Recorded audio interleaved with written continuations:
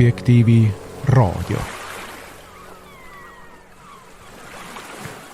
Tervist! Eetris on Objektiivi raadiosaade, mina olen Markus Järvi ja teisel pool internetisilda on mikrofoni juures vaimulik ja kirikuloolane Veiko Vihuri. Tere Veiko! Tere Markus ja tere head kuulajad!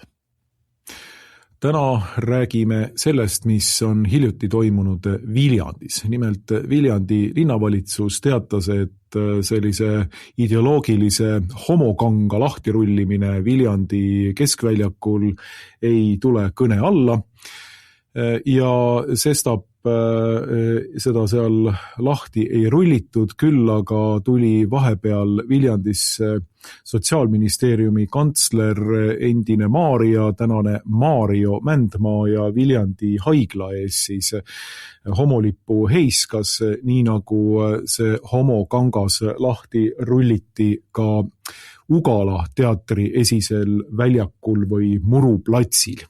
Et sellised sündmused Viljandis, kus põhimõtteliselt riigivõim on asunud torkima, survestama ühe omavalitsuse selget otsust mitte lubada lastekaitsepäeval 1. juunil sellist provokatiivset ideoloogilist akti. Ja miks seda otseselt siis Viljandi keskväljakul seda plagu lahti ei rullitud, oli selle tõttu, et asi läks vahepeal kohtusse ja kohus ei andnud selle korraldajatele esialgset õiguskaitset ning sestap ei saanud nad 1. juunil seda Viljandi keskväljakul lahti rullida, küll aga siis nad said seda teha Ugala teatri kultuuriinimeste palaval heakskiidul Ugala teatri ees. No millest see kõik räägib? No see räägib loomulikult sellest, et meil on praegu selline ideoloogiline teemakuu nimega homouhkuse kuu, mille raames siis toimuvad nagu erinevad ka riiklikult heaks kiidetud, sanktsioneeritud sellised aktsioonid. Tuletame meelde, et Eesti riik ja Sotsiaalministeerium on ju aastakümneid homoorganisatsioone rahaliselt toetanud, et tegu on tegelikult riigi poliitika käepikendusega ja täna oleme siis jõudnud peale abielu rüvetamist välja sinna, kus see on ka Eesti riigi ametlik poliitika, tänu sellele, et näiteks ka Majandus- ja Kommunikatsiooniministeeriumis on valminud selline homoideoloogia üleriigilist levitamist taotlev 5-aastaku plaan, võib öelda, mida ka siin on kommenteeritud ja millest me oleme ka siin Objektiivis rääkinud. Aga ma annan sinule sõnajärje üle. Kuidas sa kommenteerid kogu seda jama, mis Viljandis on lahti nüüd rullunud?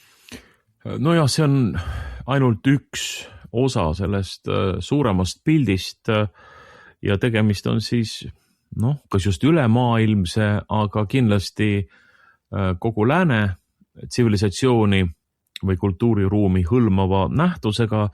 Juunikuu on siis kuulutatud selliseks uhkuse kuuks, mis siis viitab just nimelt seksuaalvähemuste uhkusele oma sättumuse üle ja peab siis nagu märkima võitlust nende väidetavat õiguste eest, et ühiskond tunnistaks seda normaalsena ja tunnistaks selle ka normiks, mille vastu ei tohi vaielda. Ja samal ajal siis on ju Tallinnas Balti uhkuse festival käimas just sellel nädalal. Paraadki on tulemas hulk erinevaid üritusi, ja neid üritusi siis on jätkunud ka Tartusse ja Viljandisse ja Viljandis tõepoolest läks nii, nagu sa juba rääkisid, Isamaa ja EKRE koalitsioon on moodustanud siis linnavalitsuse ja Viljandi linnavalitsus ei lubanud sellisel üritusel avalikus ruumis seal toimuda ja kohus ka ei andnud esialgset õiguskaitset, põhjendades seda sellega, et need aktivistid, kes seda üritust tahtsid korraldada, ei näidanud täpselt ära, et miks see üritus peab toimuma just nimelt 1. juunil, ehk siis lastekaitsepäeval. Et ei ole mõtet nagu seda sisulist vaidlust ära pidada ajutise kaitse taotluse korras, vaid ikkagi korraliku kohtuvaidluse korras ja et see ei ole nii ajakriitiline, see küsimus, et inimeste meeleavaldusõigus oleks kuidagi piiratud sellega, et nad nüüd 1. juunil ei saanud seda oma üritust läbi viia. Kusjuures ma arvan seda isiklikult, meil on niisugune tunne on vähemasti, et küllap need aktivistid sealt kohtust selle õiguse ikkagi kätte saavad. Et mul on ka raske näha neid argumente sellise ilmaliku, sekulaarse, liberaalse kohtu poolt vaadates, et miks siis ikkagi ei tohi seda tribukangast lahti rullida seal avalikus ruumis ja ühesõnaga ma arvan, et pigem nad selle õiguse sealt kohtust ikkagi kätte saavad. Aga laiem pilt on muidugi see, et kogu see uhkuse asi, kui nii öelda, on ju muudetud aastate jooksul omalaadseks tsiviilreligiooniks. See ei ole lihtsalt mingisuguse inimgrupi õiguste eest seismine ja võitlemine. Nagu seda ühiskonnas ikka on, et on siin näiteks looduskaitsjad või mingid muud huvigrupid, kes siis tulevad tänavatele protestima, taotlema, et riigivõim lahendaks mingisuguseid küsimusi just nimelt nende poolt soovitud suunas. Ei. Homoideoloogia või laiemalt kogu see sooideoloogia, seda ongi raske nagu määratleda, sest see määratlus läheb pidevalt ju laiemaks ja laiemaks. Et sellest on tehtud selline riiklik ideoloogia ja tsiviilreligioon. Triibulippu ju lehvitavad mitte ainult aktivistid, mitte ainult meeleavaldajad, mitte ainult homoorganisatsioonid, vaid tegelikult ju me näeme seda lippu ikka jälle lehvimas erinevatel riigiasutustel. Nendel homopühadel, aga iseäranis. Maikuu keskel oli see 17. mai või mingi selline maikuu päev ta oli, mida siis rahvusvaheliselt tähistatakse siis sellise homofoobia ja transfoobia vastase päevana. Siis ju ka heiskasid mitmedki asutused neid homolippe või translippe või kuidas nende kohta peaks ütlemagi. Nüüd siin Saksa saatkond näiteks on üks selle Balti uhkuse festivali toetajatest ja sponsoritest, mitmed pangad, Swedbank näiteks, Nordea ja mis iganes. Ma just nägin enne uudist, et kurdeti, et ikkagi Eestis neid toetajaid ettevõtete äriühingute seast on ikkagi suhteliselt vähe. No Tartu Ülikool toetab autoriteetse õppeasutusena. Tallinna Ülikool seekord ei saanudki jaole, sest neil pidid olema seal administratiivsed mured, et nii palju muud tööd, et lihtsalt ei jõudnud homofestivali toetama, aga Tartu Ülikool on väljas. Tartu Ülikool on toetamas seda üritust. Nii et me näeme, et see on tegelikult väga laia kandepinnaga ühiskondlik ettevõtmine, millel on riigivõimu tugi ja mis kahtlemata kujundab ju ka avalikku arvamust ja see ongi asja mõte tegelikult. Et võime ju küsida, et mis õigused siis nendel inimestel puudu on. Nendel inimestel on ju olemas kõik õigused, nagu teistelgi kodanikel. On valimisõigus, on sõnavabadus, meelsusvabadus või veendumusvabadus, ettevõtlusvabadus, liikumisvabadus, ükskõik mis õigus või vabadus, mida meie põhiseadus ette näeb. Mitte midagi neil ju puudu ei ole. Ja ometi korraldatakse meie tänavatel, meie avalikus ruumis igal aastal selliseid temaatilisi üritusi. Selle mõte on ju tegelikult ikkagi seda revolutsioonilist liikumist, revolutsioonilist mõtet ja ideed ühiskonnas üha sügavamale viia. Ja selle Balti uhkuse festivali või ürituste sarja üheks teemaks või isegi peateemaks ongi siis vaenulikkusega võitlemine. et ikkagi piisavalt ei ole sellist leplikkust inimestel, kodanikel selle homoliikumise suhtes, et ikkagi kostab selliseid kriitilisi hääli ja mingid inimesed näitavad oma vastumeelsust üles, et see on nagu probleem, millele siis püütakse tänavu eriliselt juhtida tähelepanu ja kindlasti eeldatakse seda, ma kujutan ette, et ka riigivõim on siin valmis mingeid samme astuma, meil vaenukõne seadust ju ikkagi veel ei ole vastu võetud ja võib-olla on vaja ka veel mingeid täiendavaid regulatsioone. Nii et me näeme, kuidas tegelikult kogu see liikumine, millel on täiesti selgelt riigivõimu tugi ja mis ongi riikliku ideoloogia osaks muudetud ja millel on teatav selline tsiviilreligiooni staatus oma sümboolikaga, oma nii-öelda pühadega või tähtpäevadega, oma traditsiooniliste ettevõtmistega, oma protsessioonidega ja nii edasi ja nii edasi. Et kõige selle eesmärk on ikkagi allutada terve ühiskond sellele ideoloogiale, sellele arusaamale, nii et siin ei ole tegelikult mingisugust pluralismi ette nähtud, et sul võib olla erinev arvamus sellest seltskonnast, kes siis nende triibukangastega seal avalikus ruumis liputavad ja keda siis ka poliitikud ja kõrged riigiametnikud, eks ole, on tulnud ka välja toetama. Nii et see on muidugi asja üks pool. Ma ei hakka praegu rääkima, ma annan sulle sõna kohe tagasi, aga kindlasti me peaksime vaatama ka asja vaimulikku külge, eks ole, et me räägime ühest sellisest sekulaarsest ideoloogiast, mida ühiskonnale peale surutakse ja mille järgi siis ühiskonda püütakse painutada ja kujundada. Aga kui me räägime uhkusest sellisest kristlikust kontekstis ja teoloogilises või usulises tähenduses, siis see ideoloogia, see mõtteviis ja juba see mõiste uhkus ise on absoluutses vastuolus kõige sellega, mis on kristlik, mis on piibellik, mis tuleneb kristlikust usust ja kristlikust arusaamast.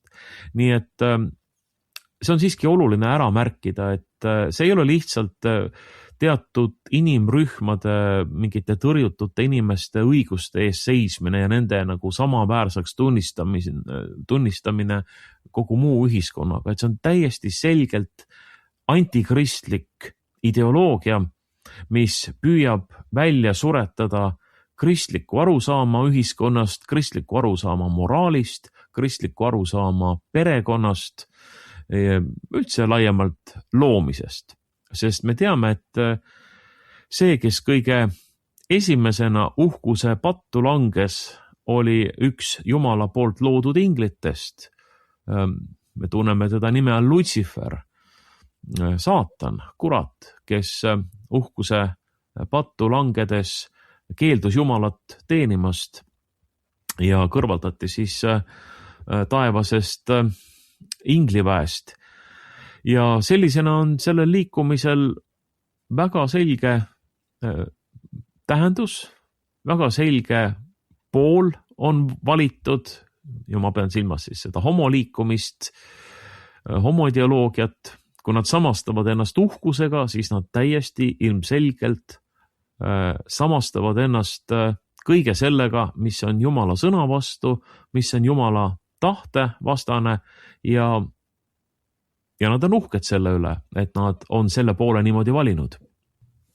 Ja ma nõustusin ju ka täiesti, et tegu on tsiviilreligiooniga ja kui vaatame tsiviilreligiooni, siis tsiviilreligioon on alati tegelikult välja toodud selleks, et võidelda kristluse vastu, et kommunism täpselt samamoodi oli selline üks tsiviilreligiooni vorm, neid on olnud veel teisigi, natsism ilmselt ka paganlike algetega selline rahvuskeskne tsiviilreligioon, Rousseau räägib meile omalaadsest tsiviilreligioonist ja sellest, kuidas kodanik peab olema eelkõige suundunud riigi suunas ning igasugune muu religioosne sekkumine riiki asjadesse on keelatud, rangelt keelatud.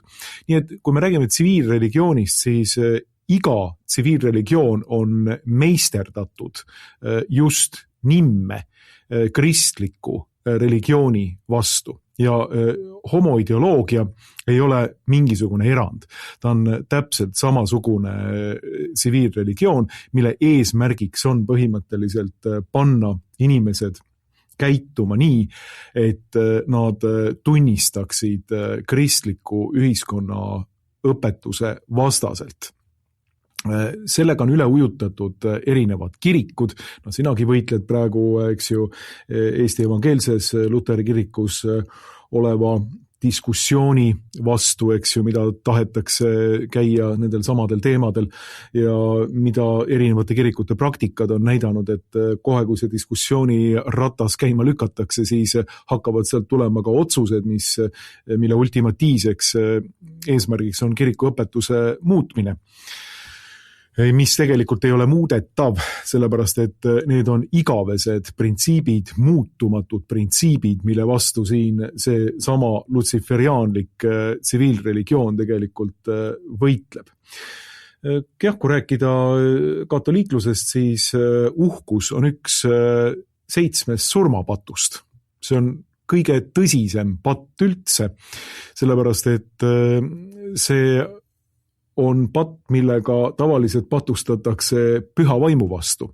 See on patt, mis ei lase Jumalat ligi, see on patt, mis ütleb esimesena, nii nagu Lutsiferi suust kiriklik traditsioon väidab tulevat, non serviam, ma ei teeni Jumalat. Ma tahan ise olla see, keda teenitakse. Ma tahan ise teenida iseennast. See on tegelikult tsiviilreligiooni sisu. Ja homoseksualistlik praktika on üks 4 taeva poole karjuvast patust, loomuvastane seksuaalne akt. Nii et on, mida siis nagu, kuhu see asetada, kogu see liikumine, et tegu on tegelikult sellise rüveduse normaliseerimisega, loomuvastase käitumise normaliseerimisega. Aga loomulikult nagu kristlastele ma loodan, et me ei pea seda nagu enam edasi seda teemat siin arendama ja nii-öelda põhjendama, et miks see niimoodi on, et see peaks olema iga inimese kateheetilisest baasteadmistest lähtuvalt juba arusaadav, et see niimoodi on, kes piibli on kätte võtnud või kes on kiriku õpetust natukenegi nuusutanud, kes on kiriku ajalugu lugenud, see teab, et siin ei ole mingisugust diskussiooni ruumigi. See sama, mida sina oled välja öelnud ELK kontekstis, et siin tõepoolest ei ole diskussiooni ruumi. Need on niivõrd selged printsiibid algusest peale olnud kristluses ja tegelikult ka kristluse eelses juudi religioonis, judaismi nimetust ma ei kasuta, aga eelkristlikus juudi religioonis just nimelt, et need on olnud väga selged printsiibid, need on ilmutuslikud printsiibid, Jumal on loonud inimese meheks ja naiseks ja need 2 on teineteist täiendavad ning see on loomiskord, et nemad, ainult nemad võivad abielu moodustada. Aga see on sellise nii-öelda üldine jutt, mis mind siin kogu selles kaasuses teatavas mõttes nagu intrigeerib, on see, et ma näen selles tsiviilreligioonis ka veel lisa sellist mõõdet. Ja see on okupatsioon. Ja täpselt samamoodi nagu okupeeris meid kunagi Nõukogude Liit oma kommunistliku ideoloogiaga, tegelikult praegu okupeerib Eestit ja Eesti riiki selline euroopalikele revolutsioonilistele väärtustele rajatud antikristlik tsiviilreligioon, mida siin sai nüüd kirjeldatud. See on see, mis on hõlmanud enda alla Eesti riigistruktuurid, see on kuulutatud Eestis ametlikuks ideoloogiaks, selle all on võetud ette põhimõtteliselt kõik see, mis Eestis on ette võetud, näiteks kooseluseaduse läbisurumine, abielureferendumi nurjamine, abielu rüvetamine Kaja Kallase valitsuse poolt ja nüüd siis nagu homoideoloogia edendamine kõik võimalike ministeeriumite 5-aastaku plaanidega ning ka kõik võimalikud sellised aktsioonid, nagu nii-öelda uhkuse paraadid ja mingisuguste rüvedate homokangaste laiali laotamine linnade keskväljakul, loomulikult sümboolselt väga olulistel päevadel, nagu lastekaitsepäev näiteks. Et need on need teemad, mis on põhimõtteliselt annavad tunnistus sellest, et Eesti on ideoloogiliselt okupeeritud riik. Ja ma just hiljuti kirjutasin ka siin ühe peatoimetaja Veeru Objektiivis, homolipp on okupatsiooni sümbol.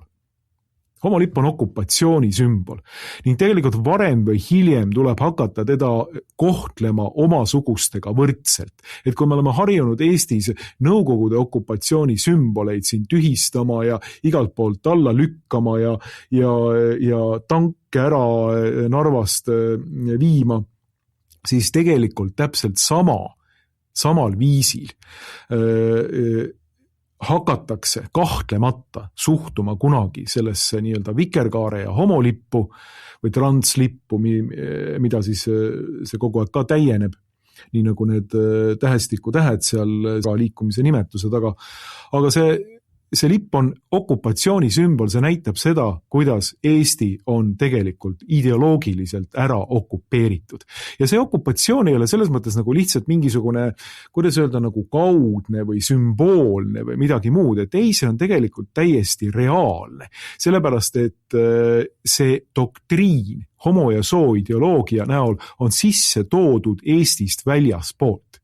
Ning täna seda surutakse peale ja kehtestatakse nii-öelda Eesti-ülestest võimukeskustest üleliiduliste direktiividega. Täpselt samamoodi nagu kommunistlikku ideoloogiat kehtestati meie suhtes siin peale juunipööret, 1940 aasta juunipööret ja siis edasi juba 45. aastast alates.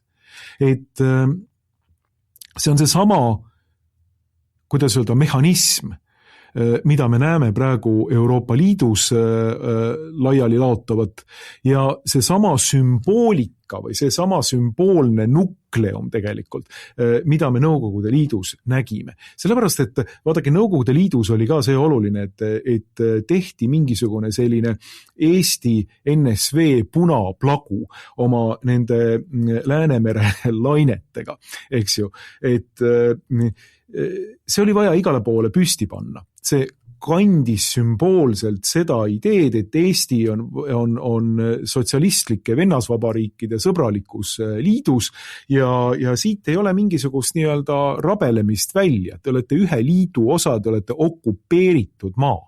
Ja homolipp tänapäeval, mitte küll võib-olla niivõrd, kuidas öelda, veel esialgu, nii-öelda otseselt rangete totalitaristlike meetmetega, aga niimoodi varjatult totalitaristlikult tsiviilreligiooni korras on see sama sümbol Eestis. See sama asi. See näitab seda, et kui Eesti riigi asutused selle omaenda lipuvardasse tõmbavad, see näitab seda, et Eesti on osaks sellist üle-euroopalikku sellist transatlantilist revolutsioonilist režiimi. See on selle režiimi ideoloogiline märk, mis maha pannakse ja see on okupatsiooni sümbol. Ja ma kujutan ette, et umbes samasugune idee või samasugune mõte võis käia läbi Eesti kommunistidelt, et kui oleks, ma ei tea, peale juunirevolutsiooni 40. aasta lõpus tekitatud selline olukord, et Viljandi linnavalitsus oleks äkitselt keelanud ära punalipu heiskamise Viljandi keskväljakul. Et siin oleks nii Andreesenil kui ka siis Vares Barbarusel ilmselt läinud nagu ikkagi lakk väga punaseks, et mis mõttes. Isegi kui mingil vaheperioodil veel vist eksisteeris see olukord, et sinimustvalge oli vardas ja otseselt seda ära polnud keelatud, aga nüüd tööliste punalipp on nüüd küll see, mida keegi siin ära keelama ei hakka. Selle heiskamist. Et te võib-olla ei ole aru saanud mõtleks mõni kommunist 40 aasta lõpus, et kuhu me nüüd oleme ikkagi liitunud ja kellega teil on tegemist siin. Küll te aru saate varsti, et 41. aastal juba väga paljud, kui nad olid surutud loomavagunisse, said juba aru sellest, et kuhu nad on sattunud.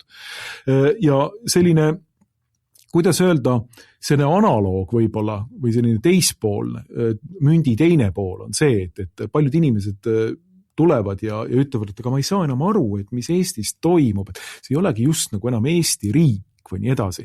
Vaadake, see võiks nagu analoogselt vastata sellele küsimusele umbes samasugusele küsimusele 40. aastate lõpus, kui keegi proua või härra tuleb, ütleb, et imel kombel ma ei saa enam aru sellest, mis Eestis toimub. Loomulikult muidugi te ei saa, austatud proua või austatud härra, sellepärast, et Eestis on toimunud riigipööre. Eestis on võim vahetunud ja Eesti on astunud vennalike liiduvabariikide sõbralikku perre. See võim, kuigi ta praegu veel esitleb ennast mingisuguse, vaata, et peaaegu nagu Eesti võimuna, et siin on Vares Barbarus ja teised ja mingisugused umbkeelsed Venemaa eestlased ja kommunistid nagu Karl Vaino ja teised ei ole veel pukki tulnud, ei ela kui 1. mai stiilis, eks ju. Et täitsa nagu eesti keelt valdavad inimesed on veel siin, aga võim on vahetunud. Te peate sellest aru saama ja te varsti saate väga kurval moel sellest aru. Ja mulle tundub, et midagi analoogset on toimunud Eestis, et mis riik see ikka on, kui tema riigi asutustel on heisatud okupatsioonisümbol või okupatsioonilipp. See on okupeeritud riik. Ja ma arvan, et sellele reaalsusele me peame nagu üha rohkem vaatama silma.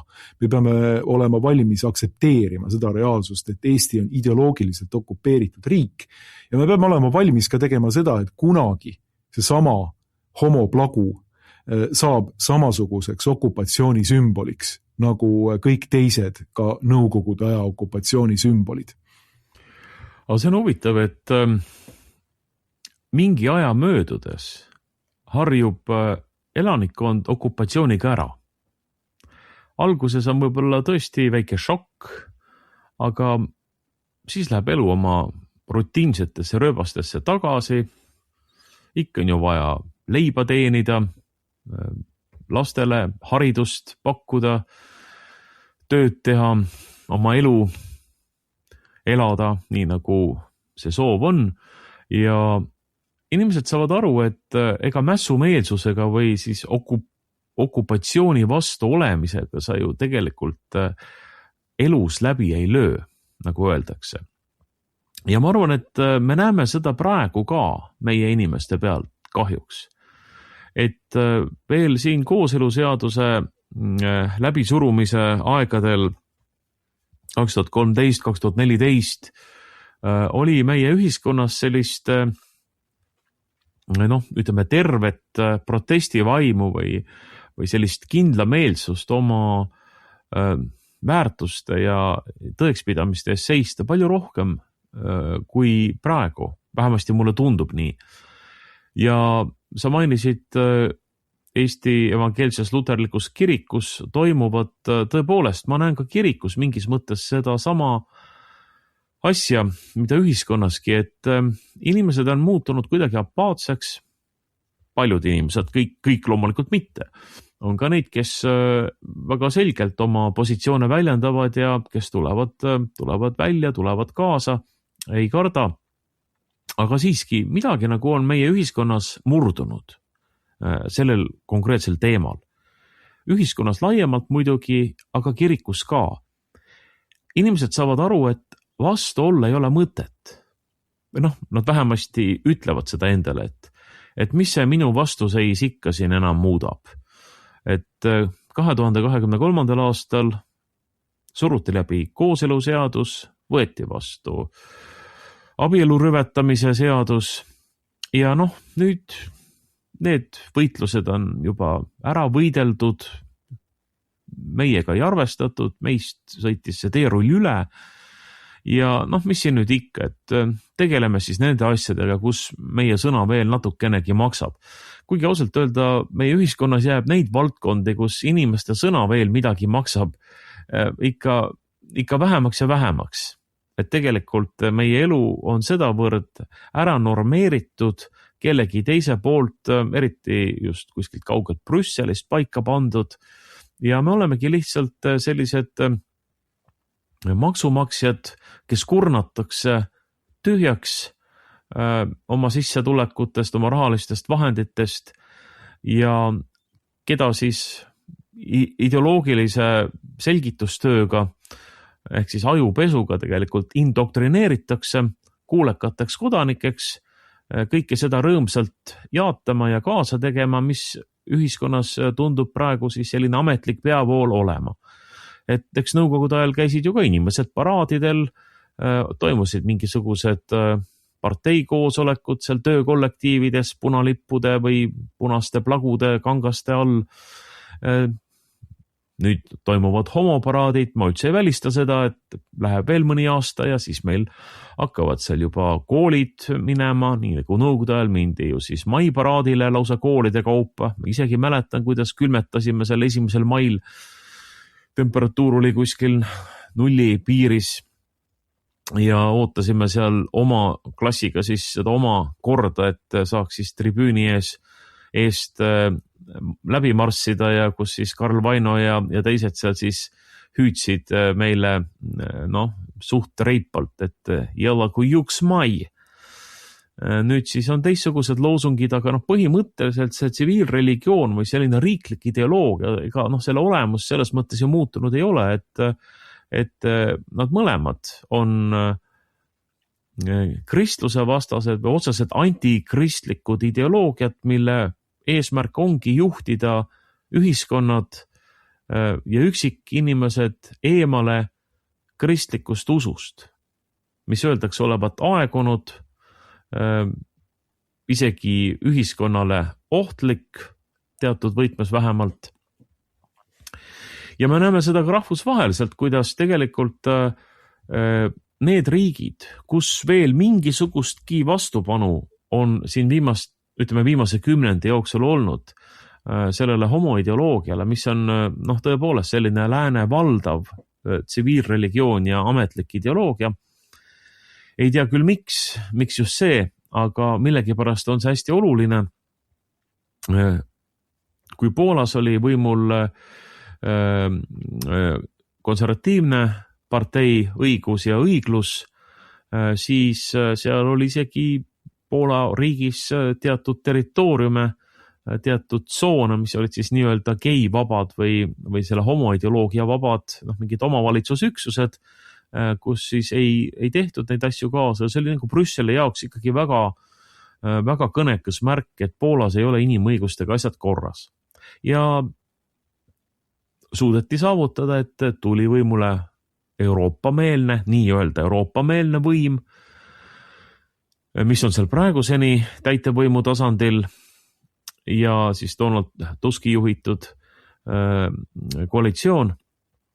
Ja loomulikult Poola on nüüd, katoliiklik Poola on nüüd tegelikult ju sisuliselt põlvili laskunud selle ideoloogias. Ma ei tea, kas seal niinimetatud homoabieludeni veel on jõutud, aga minu meelest seda vist tahetakse ka juba läbi suruda Poola ühiskonnas. Ja võtame Ungari. Alles mõne kuu eest Viktor Orban kaotas valimised, võimule tuli ka väidetav konservatiiv Peeter Madjar, mis konservatiiv ta ikka on, ja kohe teatati LGBT vastaste seaduste tühistamisest, poliitika ümbermuutmisest, nii et tegelikult me näeme, kuidas Brüssel osutab sellist internatsionaalset abi vennasvabariikidele, kus on asjad läinud natukene nihu, natuke viltu, ei ole päris õige selline sotsialismi kurss, tuleb korrigeerida. Täpselt nii nagu Nõukogude Liit osutas siis Varssavi pakti raames vennalikku internatsionaalset abi nii Poolale, tegelikult Poola suutis oma siis nii-öelda selle solidaarsuse vastuhaku ise maha suruda oma jõududega, aga mäletame Tšehhit, Praha kevadet 68. aastal, 56. aasta Ungari ülestõusu. tänapäeval lihtsalt tehakse neid asju palju peenemalt, sest Brüsselil ei ole ka tanke, millega sõita liiduvabariikide pealinnadesse korda majja lööma, aga seda tehakse siis mingite rahastamisvahenditega ja poliitilise käteväänamisega ja suudeti ka see vastupanu Euroopas maha suruda. Nii et ma arvan, et kui see areng Euroopas, areng jutumärkides muidugi, läheb samas suunas edasi, et siis tegelikult ei ole varsti enam ühtegi Euroopa riiki, kes sisuliselt söandaks vastu olla sellele ideoloogiale. Ja me võime omaenda Eesti riigi võtta siin näiteks, et kui ka järgmise aasta kevadel, 2027. aasta märtsis, peaksid konservatiivsemad jõud võitma, eriti on siin võitu ennustatud Isamaale ja Keskerakonnale, kelle suhtes nagu reitingud on päris kõrged, siis tuleks küsida, et kas me ikkagi võime sealt oodata mingisugust vastu võetud seadust, olgu siis kooseluseadus või ka siis perekonnaseaduse vastav paragrahv, selle tagasipööramist. Minul on seda raske uskuda. Mul on seda raske uskuda isegi siis, kui kolmandaks osapooleks sinna valitsusse saaks minna EKRE. Ma ei usu, et EKRE-t võetakse, küllap EKRE parlament ikka pääseb mingisuguse häälte arvuga ja selliseks kolmandaks partneriks võiks teda nagu matemaatika poolest võtta, aga juba siin sel nädalal on käinud jutud, et ikkagi Reformierakond võiks olla see Isamaa ja Keskerakonna valitsuspartner, see, millest ma ka siin Objektiivis mõnda aega tagasi kirjutasin. Nii et ma kahtlen selles, et nii olulist ideoloogilist küsimust Eesti võim, isegi konservatiivsem võim, hakkaks, söandaks ja tahaks ja peaks vajalikuks tagasi pöörama hakata. Et see on mõnes mõttes nagu tehtud asi. Ja see püsib senikaua, kuni püsib kogu see valelik euroopalik või läänelik režiim siin, see okupatsioonivõim, nagu sa ütled, tegelikult täie õigusega ütled. Ja ma kardan, et see okupatsioonivõim mudib üsna edukalt ka meie inimeste ajusid ja meie inimeste hoiakuid. Sest võime vast jutuks võtta ka siin ühe küsitluse, mille on tellinud Inimõiguste Keskus, sellist homoideoloogiat viljelev ja esindav keskus.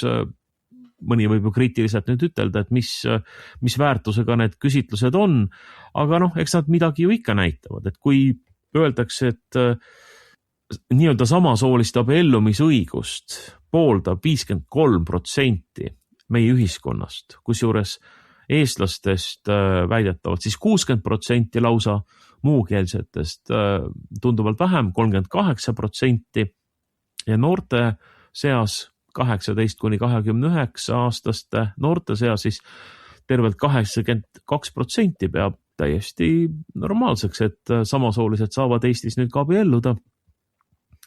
Et siis see tegelikult näitab juba, et mingisugune oluline muutus on meie sellises ühiskondlikus arvamuses, avalikus arvamuses aset leidnud. Kas nüüd inimesed ka tegelikult nii mõtlevad? Või nad küsimuse esitajale ei julge siis oma tegelikest veendumustest rääkida? Seda ma ei oska öelda. Võib-olla tuleks tellida mingisuguseid ka alternatiivseid küsitlusi. Ja olekski hea, kui meil oleks Inimõiguste Keskuse küsitluse kõrvale panna ka muud küsitlused, mis kas nad näitavad siis samu suhtarve või natuke teistsuguseid suhtarve, siis on võimalik nagu võrrelda.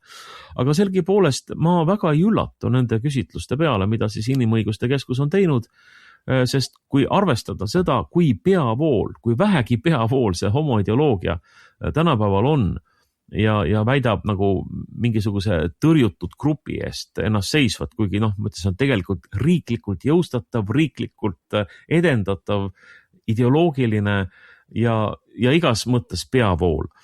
Nii et siin ei ole nagu midagi tegemist enam vähemustega või mingisuguse tõrjutud grupiga.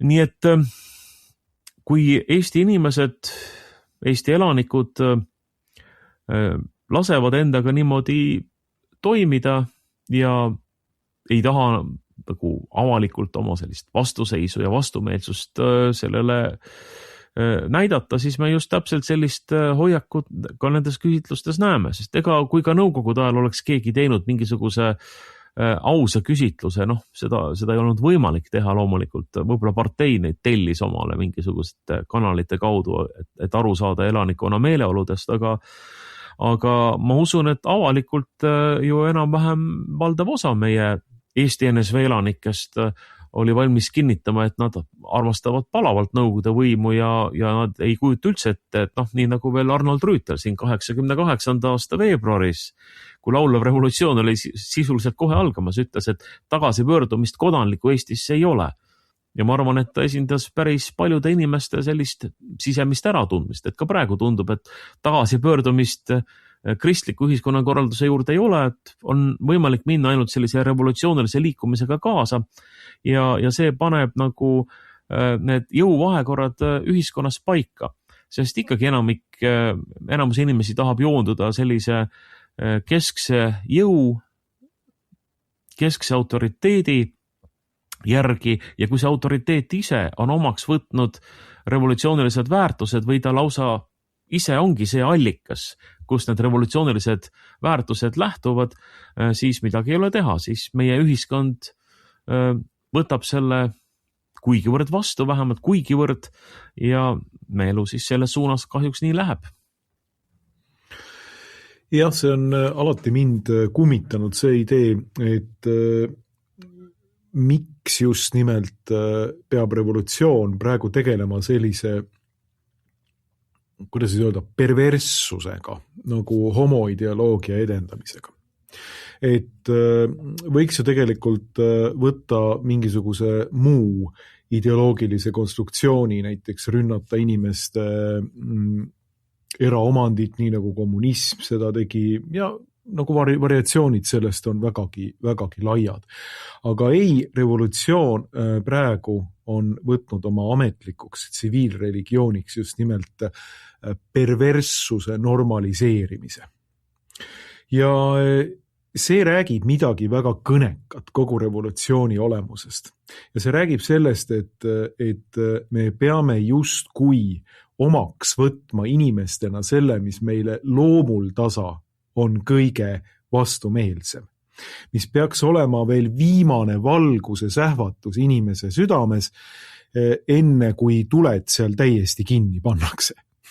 Ja selleks on see loomuseaduse hääl, kes võib minna abiellu, kes võib keda loomulikult armastada ja kust tulevad lapsed.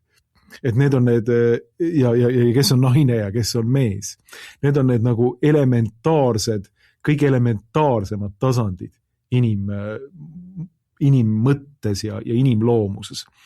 Ja kui revolutsioon suudab need üle mängida ja inimestele tekitada selle, et nende põlv nõtkub selle ideoloogia ees, siis on saavutatud midagi võrreldamatut rohkem kui sellises saatanlikus loogikas, midagi võrreldamatut rohkem kui see, et on lihtsalt surutud ühiskond nagu mingisugusesse kommunistlikku ühiskonnakorraldusse või mõnda muusse revolutsioonilisse režiimi vägivallaga, vaid et see on tehtud põhimõtteliselt nagu inimestele selliseks propagandavahenditega vastuvõetavaks ja inimesed on ise omal vabal tahtel kustutanud oma viimased valgused sealt mõistusest, tahtest ja hinge sügavast sopist. Vot see on nüüd selline saatanlik ja ma ütleksin antikristlik ja antikristuse vastase, selle, kes peab tulema aegade lõpuks tema loogika. See on see, et panna massid tegema seda ise, tahtma seda jälkust ja rüvedust ja aksepteerima seda ise. Vot see on see, mida praegu tegelikult see tsiviilreligioon on teinud. Ja see massiline noorte ajupesu ja lastepäeva aktsioonid loomulikult, nagu Viljandis üritati teha, ongi see, millega põhimõtteliselt võetakse üle järgnevad põlvkonnad ja kuidas nad vormitakse üheks selliseks suureks halliks massiks, kellel pole enam arusaamist kõige elementaarsematest, põhilisematest, kesksematest, fundamentaalsematest väärtustest, kes on inimene, kuidas ta loodud on. Ja siin avaldub, ma ütlen jällegi, tulen tagasi selle nagu teoloogilise aspekti juurde, siin avaldub minu arvates antikristuse vaim. Ja kui me nüüd räägime sellest, et see on üle-euroopaline selline tsiviilreligioon, siis me tegelikult saame ka aru, et millised need üle-euroopalised institutsioonid, kaasa arvatud Eesti Vabariigi valitsus on, millisest vaimust nad kantud on ja millist ideoloogiat üritavad inimestele peale suruda, eks ju. See on see, et nad tegelikult teevad juba praegu antikristuse tööd, nad on antikristuse ettevalmistajad. Ma kuulasin alles ühel hetkel ühte podcasti ja seal tuli välja nagu selline katoliiklaste podcast ja seal tuli välja nagu huvitav idee, et tegelikult on kõik antikristuse nii-öelda struktuurid ja infrastruktuurid juba paigas. Kui me räägime, ma ei tea, siin tohutust järelevalvemehhanismist, kui me räägime panganduse nii-öelda keskpangasüsteemist, kui me räägime sellest, et põhimõtteliselt sinu pangakonto võidakse ära nullida niimoodi, et sul ei ole mitte midagi enam pangakontol ja sa ei saa ei osta ega müüa, nagu ilmutuse raamat ütleb meile, kui sa ei võta vastu metsalise märki, siis see infrastruktuur oleks just nagu laotatud igale poole juba laiali. Nüüd oleks vaja lihtsalt seda sõrmenipsu, mis ütleb, et okei, nüüd on niimoodi, et me hakkame seda reaalselt kasutama ja me paneme teile selle metsalise märgi otsa ette ja te hakkategi nüüd niimoodi elama, et kes seda otsa ette ei võta, see visatakse vangi, teda hakatakse piinama, ta ei saa ei osta ega müüa, ta jääb nälga, ta sureb nii-öelda parimal juhul lihtsalt kuskil metsaveerel nälga. Sest igal pool on ka kaamerad, et kes sellist renegaati siin meil toidab või veega kostitab või leivapalukesega kostitab, see lendab ka vangi. Ja see infrastruktuur on kõik juba olemas. Ja kui ma vaatan kogu seda homoideoloogilist ajupesu, siis ma näen seda, et kui infrastruktuur on olemas, siis teatavas mõttes ka selline ideoloogiline struktuur on justkui paika asetatud. Need nupud on paika asetatud ja meile vaatab vastu sealt Jumala loomiskorraldusele vastu astuv uhke ülbe süsteem, mis on üle võtnud ka Eesti Vabariigi ja mis kordab igal pool non serviam, ma ei teeni. Ja see on selle asja olemus ja tegelikult selle homolipu selline okupatsioonirežiimiline tähendus on ju palju laiem, et sinna ei kuulu ainult see homoideoloogia, vaid sinna kuulub põhimõtteliselt selline roheideoloogia, rohekommunism, olgu siis ka kõikvõimalike maksulisandustega, et see on selline tervikpakett, mida meile praegu siin ette pannakse. See sotsialistlik, revolutsiooniline, ideoloogiline selline kast või tööriistakast, mida siis erinevad valitsused hakkavad teostama omaenda kodanike peal. Okupatsioonivalitsused hakkavad teostama, nii nagu Eestis praegu on. Ja mina näen siin küll nagu väga-väga nagu tumedaid pilvi.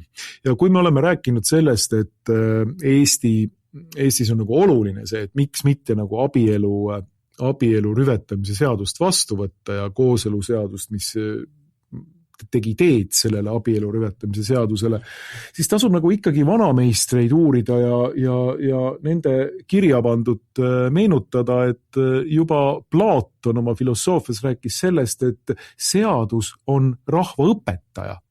Seadus on see, mis ütleb, et mis on lubatud ja mis ei ole lubatud. Seadus on see, mis vormib rahva arusaamist õiglusest ja õigluse vastasusest. Seadus on see, mis annab inimesele ka mingisuguse arusaama sellest, et mis on hüveline ja mis seda ei ole.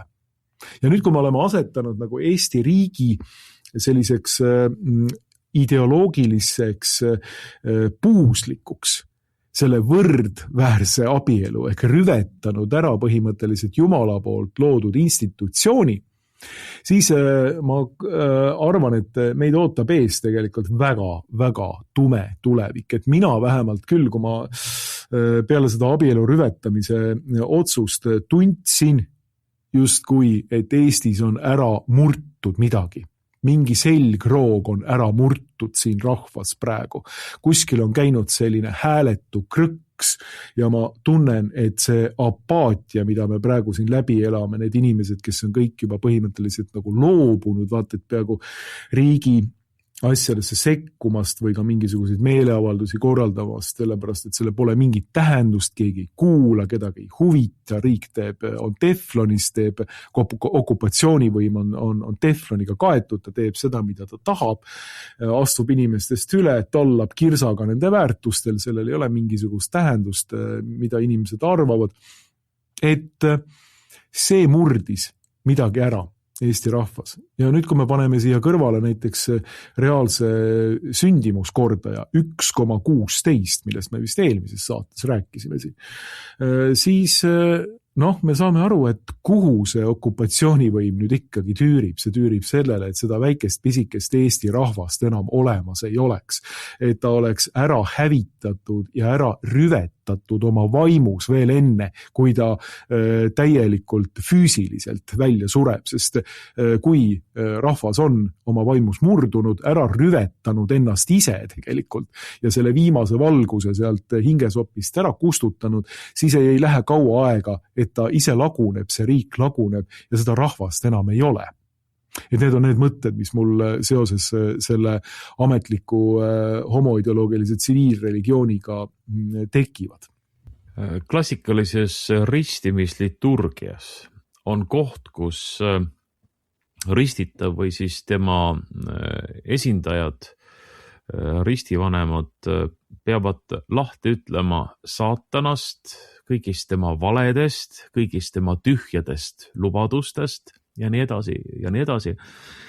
Ühesõnaga, loetakse üles terve rida asju, mida saatan või mille abil saatan tegelikult inimeste üle valitseb. Ja kui me näeme siin uhkuse kuu taga ühte uhkusesse langenud inglit, ühte uhkusesse langenud jõudu, sellist metafüüsilist jõudu. Ja lõppude lõpuks ka see antikristus on ju tema kreatuur või tema käepikendus lõpuaegadel. Et siis meie ülesanne ongi rääkida nii palju kui võimalik, nii paljudele või vähestele kuulajatele kui võimalik, mis on need tühjad lubadused, mis on need valed, millega saatan ehk siis see Jumala vastane jõud, mis suurel määral juba ongi ära kiskunud kunagised kristlikud ühiskonnad tõe aluselt, Jumala sõna aluselt, millega ta püüab, mille abil ta püüab inimesi eksitada ja nende mõtteid vale teele suunata. Need on tühjad lubadused, need on valed ja selle tulemuseks ongi meie väikse armsa Eesti rahva puhul välja suremine. Midagi ei ole teha. Kindlasti mõned suuremad rahvad jäävad alles, paljud meist suuremad, arvukamad rahvad jäävad alles, aga meie puhul praegused märgid on väga sünged, väga kõnekad. Me oleme kahjuks sellelt vundamendilt juba lahti murtud. Väga paljud meie hulgast on jäänud neid tühje lubadusi ja valesid uskuma. Nad arvavad, et need valed ja tühjad lubadused esindavad mingisugust paremat tulevikku, mingisugust edumeelsemat tulevikku ja homset. See ongi progressiusu tuum tegelikult ju, mis vastandub jällegi klassikalistele kristlikele väärtustele.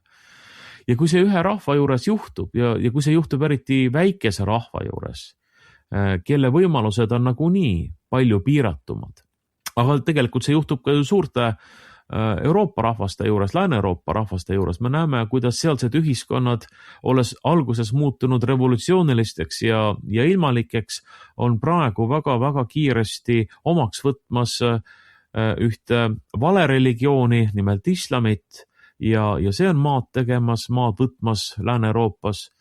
Nii et karistus Jumalast lahtiütlemise ja Jumala sõna aluselt ära tulemise eest on kindlasti järgnenud. Ja minu vaade selles osas, mis puudutab Eesti 2023. aasta seaduse muudatust, abielu rüvetamist ja muidugi ei saa ära unustada, et siis võeti juba täielikul kujul vastu kooseluseadus, mis oli 10 aastat ju jäänud siiski toppama. Seda ei saanud varem täielikult vastu võtta, et see tehti ühe korraga ära ja meie ühiskonnas tõepoolest midagi vaimselt murdus. Ja mis selle tagajärjed nüüd lõpuni saavad olema või täiel määral saavad olema, et seda me saame kõik ilmselt nägema. Aga juba praegu võib öelda, et midagi väga olulist on juhtunud meie rahvaga ja ma isiklikult, ma kardan, et ka meie riigiga on midagi väga tõsist, väga sünget juhtunud. Me ei mõista võib-olla praegu neid asju, nii nagu ka 38. aastal näiteks veel tundus, et Eestis on kõik korras, ehkki oli üks prohvet, turuprohvet Karl Reits, kes juba kuulutas tänavatel meeleparandust ja seda, et häda on tulemas. Nii see võib vabalt olla ka sellel korral. Või ootab ees vaikne hääbumine, ma ei oska seda öelda, minul seda prohveti andi ei ole, aga igal juhul on selge, et valikutel on tagajärjed ja kui suurem enamus meist on selliseid valikuid teinud või lasknud teha enda eest, siis paraku need tagajärjed tulevad. Aga see, et me nendel teemadel veel räägime, on ikkagi mingisugune lootuse märk, et me päriselt ei ole ju lootust kaotanud ja käega löönud, et muidu ju seda saadetki ei oleks.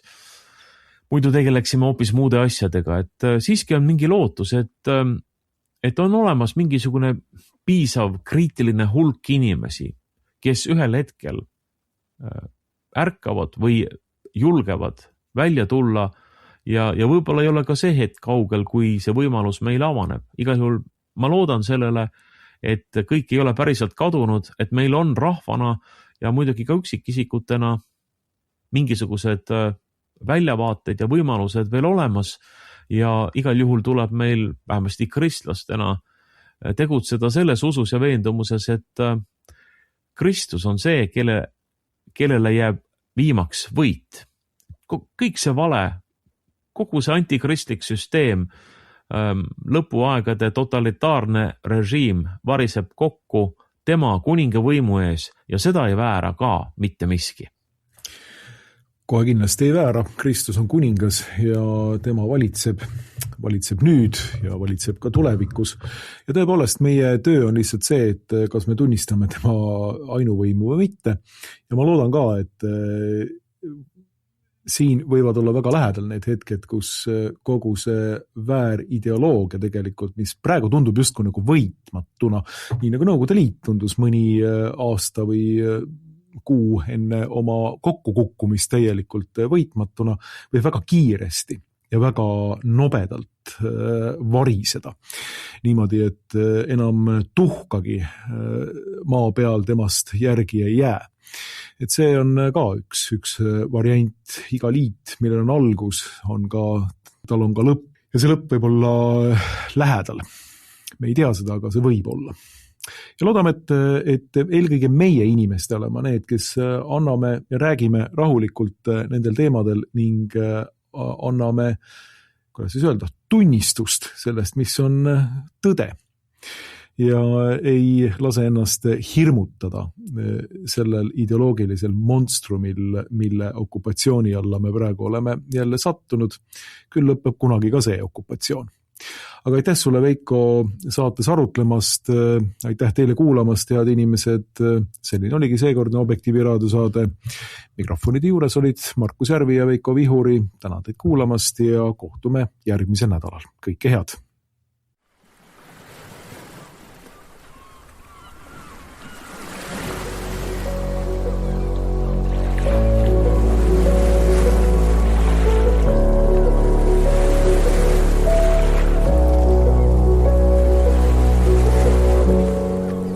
Objektiivi raadio